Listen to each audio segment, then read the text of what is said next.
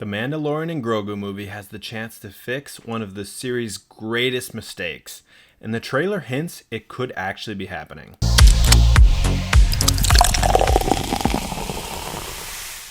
Good evening, D-From here, and yes, the mistake I'm talking about is them giving Grogu back to the Mandalorian after the first 2 seasons paid off with him going to Luke Skywalker. And this was done because Kathleen Kennedy said, we need Grogu in season 3 of The Mandalorian, or else it's not going to make any money. Even though Mando could have easily held a show on his own, and their time together had run its course. Now that Bob Iger and Kathleen Kennedy are out of the picture, I think Dave Filoni and Jon Favreau are going to make things right with the Mandalorian and Grogu movie as they have full control. Let's look into the trailer, and I'll show you what I'm talking about. So it opens up here, and here is what I believe is Red Squadron. It could be Red Squadron. Obviously, it's been a little while since, they blew up the Death Star, but it could be like carrying on the name. And I think right here is Luke Skywalker. They're playing the iconic Star Wars theme. And in the very next shot, who do we see but R2-D2? I think Luke Skywalker is going to have a part in this movie. They haven't shown it in the trailers, which I think is a very good thing. Lots of trailers these days are oversharing and basically showing you the whole movie. And it's like, you spoiled this thing that I haven't seen yet. It's not even out yet. I think right behind R2 is probably going to be Luke Skywalker here. They're revisiting Grogu and maybe catching up, seeing how he's doing. And then here in the next scene, it's like, oh, don't touch the buttons, baby. But it's like, didn't he spend 2 years with Luke? Hasn't he had training? Shouldn't he have learned some discipline? But whatever. I hope they're going to fix that. So then we see they're going to be fighting some Imperial remnants, continuing to do that. That's a theme from the first 3 seasons. And a lot of the shows, like Ahsoka as well, have explored that theme. But how long can they be fighting these Imperial remnants before Luke Skywalker steps in, the man who defeated the Empire, and says, you know what, I gotta help out and start destroying these fools. Like, he did it at the end of season 2, and it'd be weird if he just left forever again. And that's another reason why I think he's going to be a part of this film. Also, just gotta say, Embo, one of my favorites from the Clone Wars. Very, very cool, and he looks great in live action. So here in the last third of the trailers when it really gets good, and I think points to Grogu's return to training with Luke where he belongs. The kid will live centuries beyond me. This is super important for many reasons. The kid will live centuries beyond me. Number 1, how does Mando know about Grogu's species? All we know is Yaddle and Yoda and Grogu.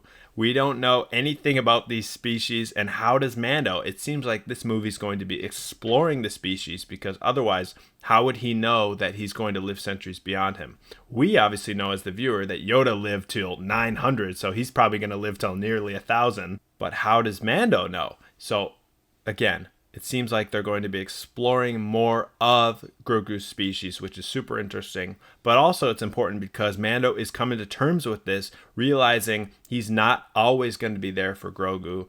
And he probably needs to be with someone who can train him and who can help him prepare to defend himself for the rest of his life. He's not going to be able to just be with Mando and the Mandalorians forever. Instead, he needs to be with Luke. Also, super cool to see Grogu with his staff here, kind of like old man Yoda walking around. But then, when it's time to battle, he's got the Force abilities. He's flipping around. I won't always be around to protect him. Oh, yes, of course. And then, I won't always be around to protect him. He's coming to terms with that fact. And also, here we see Grogu is meditating in the Force. He's obviously still in tune with the Force after spending 2 years with Luke, but we have to go off what they say. 2 years with Luke, you're gonna definitely pick up a lot of Force things, and he's probably got a ton of midichlorians, being he is Yoda's species. And look at that Force jump. Obviously, he's still got it, man. He's still got it, and I think at the end of this all, Mando's gonna realize it's time to part with Grogu. So guys, at the end of the day, I think this movie has the potential to be really good, and fix the mistake that was giving Grogu back to Mando. This movie can be a celebration of them. It can be their final ride together. maybe Mando even sacrifices himself for Grogu at the end of the day. But no way Disney does that. Too much money to actually kill any cool characters. But now that Dave Filoni and Jon Favreau have full creative control without Kathleen Kennedy and Bob Iger forcing them to keep Grogu and Mando together, they can make the right decision. And what they did at the end of season 2 was narratively the right decision to bring Grogu to Luke Skywalker. And now I think they have the potential to do it. I think Luke is going to be a big part of this movie. Maybe not a huge part, but he's definitely going to be in it.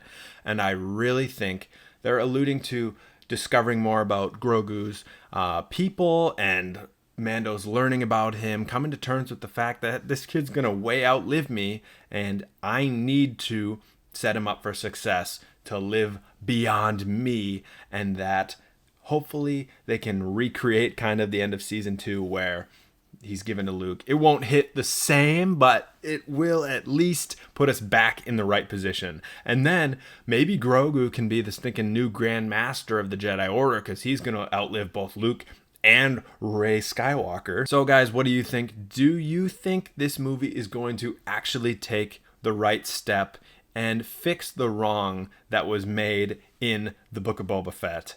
Or do you think Disney doesn't have the guts to actually pull through with this, and it's just going to be a whatever movie that brings us right back to where we were from the beginning? I really hope Dave and John make the right decision, and I think they actually might do it. Comment below what you think, and I'll see you in the next video. Thank you.